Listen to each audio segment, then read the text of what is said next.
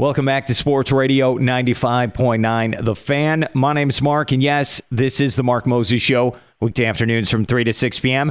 Right now here on the Club 52 hotline. Good friend of mine for the Bleacher Report, covers the NBA. We're going to go over everything, recapping the finals, that rally that was going on with the Spurs and some of the smack talk they were doing, and we'll look at the NBA draft. His name is Dan Favale with the Bleacher Report. You can follow him, same name on Twitter. Dan, how you doing today, man?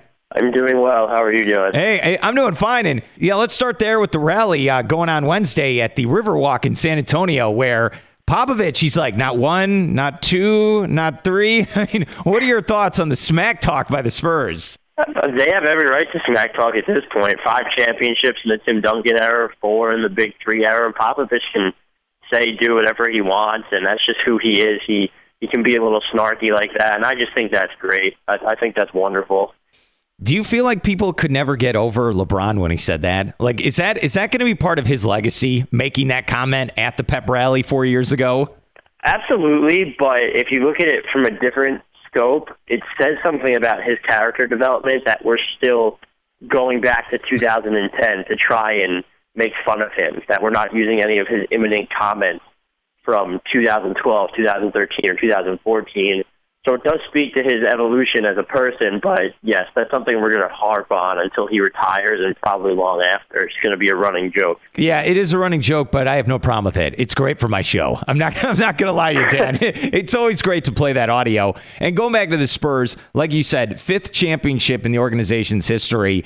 And is this one of their best teams? I mean, of the 5, I know this is one of these, what if questions, but is this one they had this year one of the best teams that the Spurs have ever had, especially, pound for pound from day one being the best team in basketball?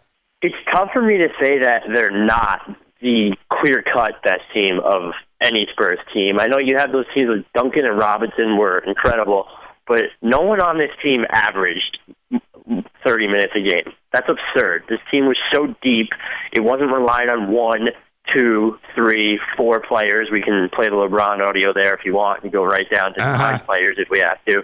But it's just incredible. I've never seen a championship team like this, never read about a championship team like this.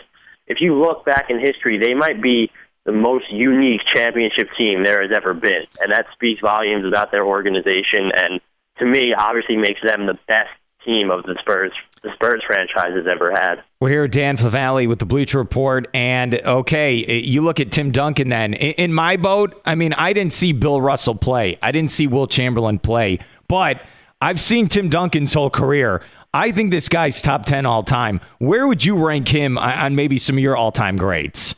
The question kind of has to change in my opinion, because I absolutely agree that he's a top 10 player of all time. We might have to start asking if he's a top 7 player of all time. And like you, I didn't watch those guys play, but the game has evolved, and it's constantly evolving more so than it was then, and we know this, and Duncan has somehow found a way to be dominant in all these different decades. And it's just incredible. And you look at his numbers in the playoffs and the regular season, he has all these historical credits to his name. I was looking the other day, and I think he's 6th all-time in win shares, or he's definitely in the top 8. So you just look at that, and people forget. They just forget. And I don't know why, whether it's because he plays in San Antonio, whether because he's been willing to take pay cuts in a backseat to other talent. Whatever it is, people just underestimate him at every turn, and he's clearly a top 10 player of all time. That's just a formality at this point. How come he can't get in a TV commercial? I don't get it. He's a likable guy. He's Tim Duncan. He's a winner. He's a class act. But during the playoffs, every commercial is Cliff Paul, Kevin Durant. And yeah, he's Cliff Paul, by the way. We've gotten to the point. He's not Chris anymore. And, Blake Griffin. How come we can't get Tim Duncan into one commercial? I'm pretty sure he doesn't even want to be in commercials. That's just his personality. But it's the San Antonio factor there, too. It's his personality as well. He's always been quiet. And as I wrote the other day, Kobe Bryant is the face of Tim Duncan's generation because of his bravado, because of his fame. But Tim Duncan is its greatest product.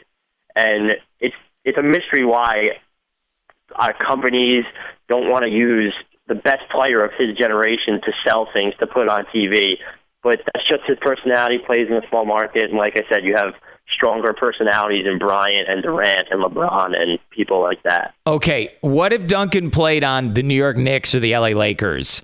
would he be as big as LeBron? I mean, when you think of legacy and you be in those markets, wouldn't you just be hyping him 24 hours a day if he played in that type of market?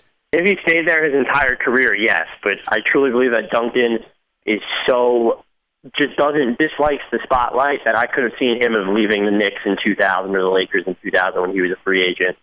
But you're right. If he was in a different market, we do treat him differently regardless of how quiet he is. We're here with Dan Favale with the Bleacher Report. Follow him on Twitter. It's just his name. It's a good one if you like the NBA. And let's go back to LeBron then. The guy we do scrutinize. He's now maybe has the decision part two. Maybe he opts out. Maybe he goes somewhere else. Right now, what's your gut saying? Do you think he stays in Miami, stays with the big three, or do you think maybe he tries something else moving forward? My gut tells me he's going to stay in Miami. I was reading yesterday that he's likely to opt out. And if you're going to opt out at this point, it shows me that you don't really care about your options because what else is truly out there? You're not going to go to L.A. and drum up Kobe's ring count while making less than him, for that matter. You're not going to go to Cleveland if you're smart. You would monitor them for another year. And I always thought that he would maybe opt in and then explore his options next year when the Knicks left cap space, when the Lakers will be another year into their rebuild, when the Cavs will be another year into their rebuild. But if he's going to opt out, Miami makes the most sense. So my gut tells me he'll stay in Miami. I'm still unsure of whether he'll opt in or just sign a new deal with them. I think he should opt in if he really wants to keep his options open, though. See, what about Wade and Bosch? Because, look, if I'm them, I'm just getting my money. I've won titles, so I'm taking the $20 million extension for next year. What do you think is going to happen with Wade and Bosch? I think Bosch will, and this isn't to demean him, will just sort of go with the flow. You know, if the big three are interested in taking a pay cut, I think he'll be all for it because he wants to win. If they're not, he'll take his money too. He's a great team player. He, if you look at it, might have made the biggest sacrifice of them all, going from a number one option to a number three, sometimes number four option, depending who's on the floor. But Wade, is he going to turn down $41+ million over the next 2 years? I don't think so. He's even come out and said he's made enough sacrifices for his team and he'll never feel an obligation to do that again. Maybe he changes his mind, especially after what happened in the finals, but that's a lot of money. And the only thing that he can really do is offer him a backloaded deal instead, maybe at 4 years and $60 million. But then you're committing 4 years to a player who might not even last 2. So I definitely think Wade, one way or the other, whether the Heat decide to bite the bullet and give him that backloaded deal, Wade is going to get his money. Yeah, you're absolutely right. And honestly, there's part of me, I don't blame him. If you showed up with $100,000, I'd be like, okay, I'll take it. Let's go. I mean, so $20 million, you're absolutely right. But then what about Carmelo Anthony? He says, okay, I'm going to test free agency. Is there any way he can go to Miami? Or do you think maybe he goes these other contenders? I was crunching numbers the other day, and the best case scenario for Miami is paying each member of their Big Four like $14 million or a little bit over that. And that's almost $10 million less than Carmelo Anthony can make with the Knicks next season alone. That's not going to happen. We've heard quietly that Melo's camp doesn't even want it to happen. So the Rockets and Bulls are probably the biggest threats, but I'm still kind of miffed by, I don't want to say the lack of intelligence by these free agents, but it's confusing to me that they don't want to opt in if winning is their main priority, when LeBron and Melo can look at the market next year with more options to make a decision. To me, I don't know why you commit 4 years to Chicago when Derrick Rose has played in 50 games over the last 3 seasons. I don't know why you go to Houston when there'll be no bench and you're tasked with playing alongside another ball dominator in James Harden. I don't understand why you don't wait the one more year and see what other options are out there. All right, can you explain to me, Houston, then? You get Harden, you can't get out of round one. So then you add Dwight Howard with Harden, you can't get out of round one. Is that a championship caliber type team if you add a Melo or if they add someone else? Because I'm really not sold on Houston, even with all those superstars. I mean, what's your take on Houston? One of the biggest problems with Houston was I don't want to demean what Howard does, but getting him was almost a lateral move because you took away a Sheik, but you still had a Sheik and weren't adding anybody in place of a Sheik.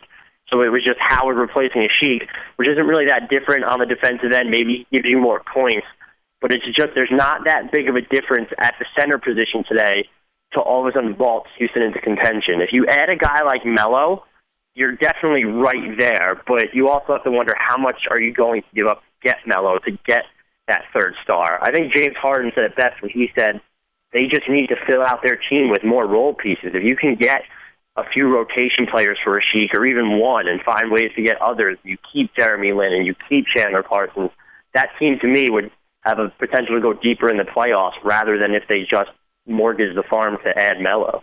We're here with Dan Favale of the Bleacher Report, and hey, NBA draft is coming up next Thursday, the 26th. I know we have the update with Embiid where he maybe broke his foot, but I've seen mock drafts where he could be the number one pick. I mean, would you take him number one? Well, it sounds like you're looking at every single mock draft at this point because all I'm seeing is Embiid right now. I wouldn't take him.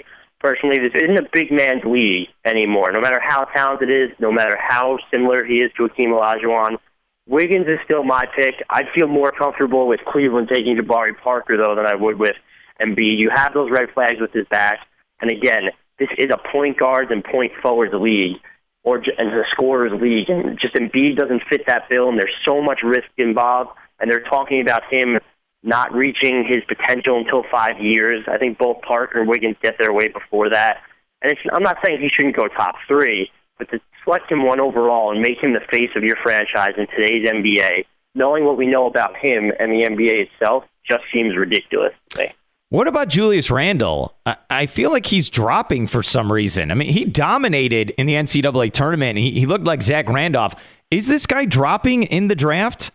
He might be because Yahoo Sports reported there's something going on with his foot, and I don't think that's anything major. But reports like that always send teams running because the last thing you want to do is pick a bust with a top 7 pick or a top 10 pick. But he's still very good. There are aspects of his game that need improvement. He needs to be able to attack off the dribble a bit more and develop a jump shot like Zach Randolph has done. But you're right, he is slipping. I still think he'll go in the top 10, but this was a guy we were talking about as a top 3, top 4 prospect going into the college season. And now most of the boards, I see him going around that 6, 7, 8 range. I don't want him to have a jump shot. Is that okay? Can't he just go get me rebounds? Like what's happened to the NBA, Dan, where I have to have a 6'10" bruiser hit me jump shots? What's going on?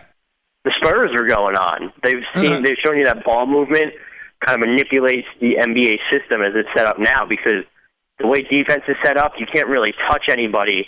So post scoring is harder to come by. You have to move the ball and hit jump shots to get your points and throw defenses out of whack. Like the game is just changing, and they're putting a premium on shooting. So that's why you're seeing even Duncan can hit that outside shot. So I think he has to develop some sort of a mid-range game if he wants to be successful at the 4 position. Great stuff. Draft, is Thursday, June 26th. Appreciate this guy stopping by the show. His name's Dan Favale with the Bleacher Report. Dan, love getting the insight, and I hope I can get you on again. No problem. Thanks for having me. Take care.